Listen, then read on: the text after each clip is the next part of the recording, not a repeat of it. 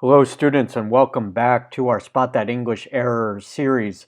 In this 14th video in our series, we will be discussing an error related to using the versus this as definite articles in an example sentence for you. We'll also be covering when and how to use the Oxford comma, which I believe in. Some teachers do not encourage the Oxford comma, but I do because I think it is the most grammatically correct form of comma usage. So we're going to discuss that, and I also have a bonus for you all watching this video. And I think it'll be an excellent video because we're covering two different kinds of errors. One that's more vocabulary based, the other is more grammar based. So we're going to be covering two different types of errors in this example I have for you. My name is Ben with English from A to Z, and let's get started. So, before we begin, we have another picture here, and I want you to pause the video during this time or take a break for a couple minutes. And can you guess on your own before we begin solving together? So take a minute to review the picture. I've given you a hint, but you kind of know what might be wrong, but you may not know what the error is. So I've given you a good hint. This time I have. So we're getting into more advanced errors here. So I want to give you a heads up. You should know that the error involves the two concepts we talked about, but how do we fix the error? You also should know what is wrong with the picture, but how do we fix it? So I want you to take a minute to review the picture we have here. It's a dine-in menu, which means it's a restaurant menu.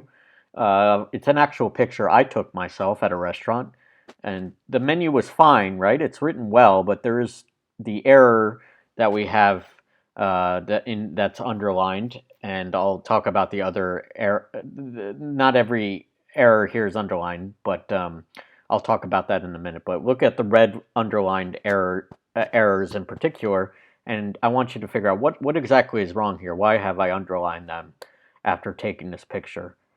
There's also another error that I did not underline, but I will go over later, but maybe you can catch it at home and leave it in the comments in terms of if you found that extra error that I'll be covering, but for which most people, including native English speakers, would not catch. So take a minute, look at what is wrong with this picture, look at the menu, decide. We have at least two errors that we know about, and there's also one more that I have not given you a hint on, but for which I want you to get on your own. So pause the video and then come back. All right, so here's how we fix this English error. Hopefully you've done it on your own. But let's first look at the error that was made here and analyze it.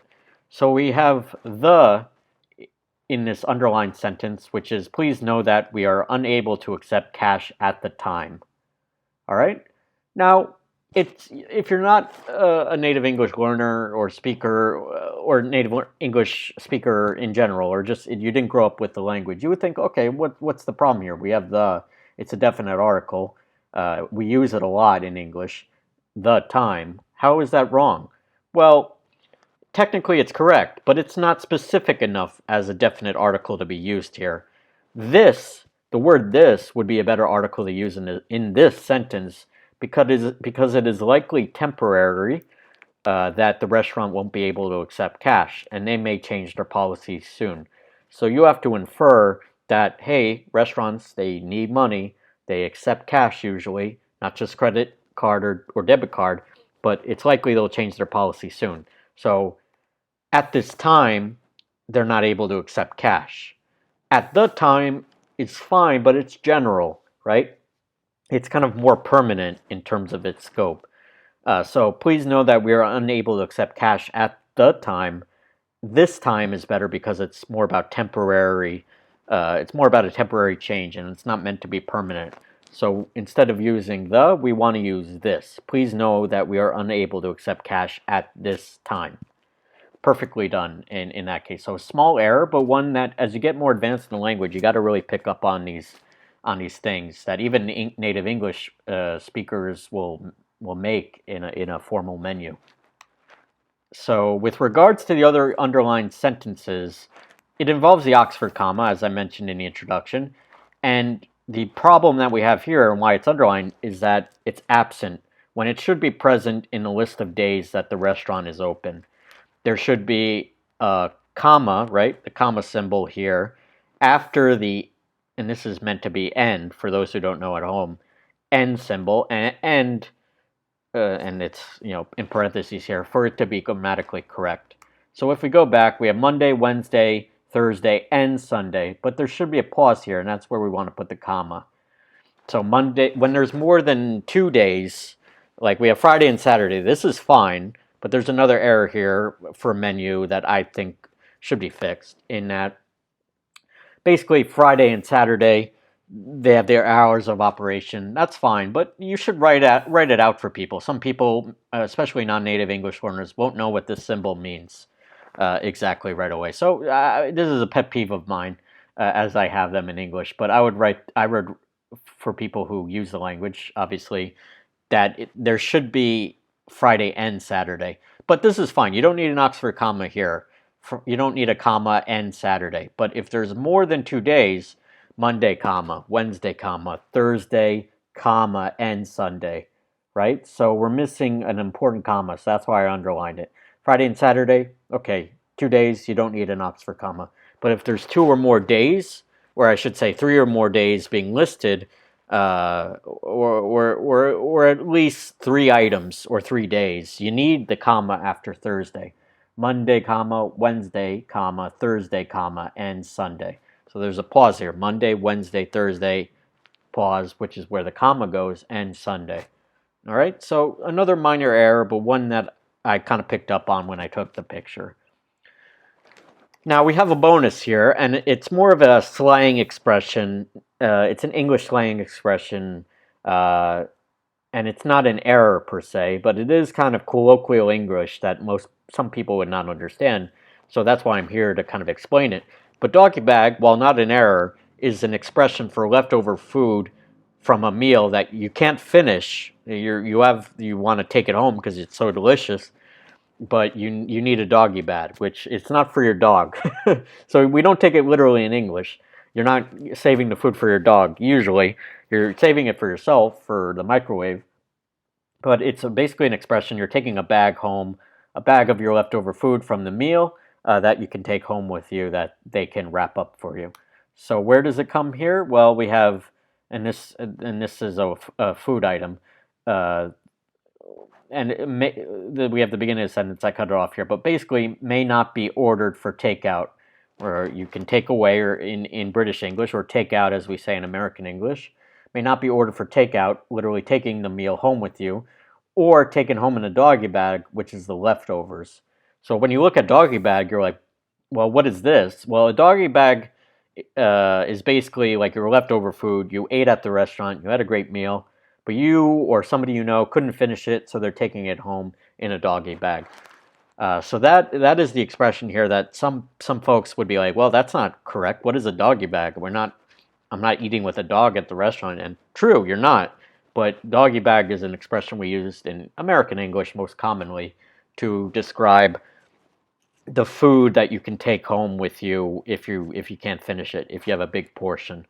So it's not technically wrong in this picture, but it can be confusing. So I did underline it in a different color here to explain this slang expression. And it's kind of mixing our English, Spot That English error series with our English slang series. So we're kind of combining these two kinds of videos together. But mainly this is about English errors and explaining the menu to somebody if they're a bit confused by the wording. So the rewritten sentences, and just to explain the changes, again, the revised sentence number 1, please know that we are unable to accept cash at this time, right? Right now you can't, but in the future, maybe they'll be able to, get a cash register or be able to store the money securely, that type of thing. So instead of the, I want you all at home to use this because it's a definite article that's much more specific. Revised sentence 2, Monday, Wednesday, Thursday, and it's being blocked a little bit, but the comma's here, right? Like here, and Sunday, period. And then Friday and Sunday, more formal using and spelling it out in the letters in the word itself than using the at symbol, which is a little bit too informal for a restaurant menu, in my opinion. So we have the revised sentence 1 and 2 about the two main errors.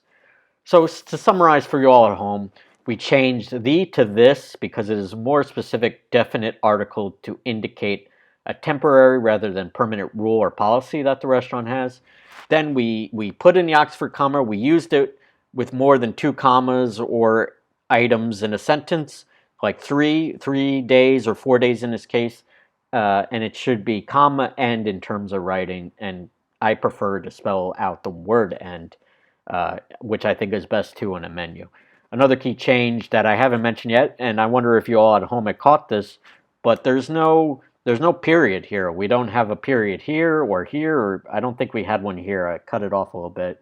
But you got to have periods in your menu if it's a formal sentence. So another key change would be to add periods, the period grammar point to the end of each sentence in this restaurant menu, or in the restaurant menu, since that was missing as well.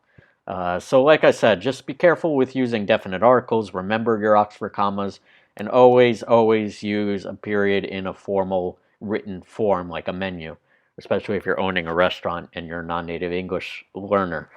So remember to use the periods. It's a pet peeve of mine, but there should be a period here, here, here, and even up here, depending if it's, a long enough sentence.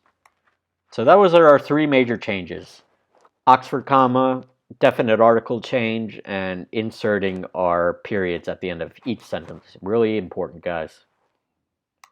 So thank you so much for watching. I really enjoyed this video. It was really instructive, I think, in getting to that more advanced English errors, like knowing how to use Oxford commas, knowing not to forget periods, and knowing which definite article to use. So this is a more advanced video, but for one for which we've done 14 videos now in the Spot That English Errors series, and we're getting better and better at spotting these errors. The more you watch these videos, the better you'll get at fixing any errors that you see, that you witness when you're in a public place, or when you see an advertisement, or fixing your own errors before you submit a paper or submit a presentation. So thanks again. For more information about our digital products and services to help English students like you at home succeed in learning the language, please go to our website, www.englishfromatoz.com, and also hit that subscribe button very much. It'll help us with our getting more videos in front of our loyal viewers. So please hit that subscribe button if you like this video or any of our other videos as well on our channel. So thanks a lot, and I'll see you soon for another English language learning video. Take care now. Bye-bye.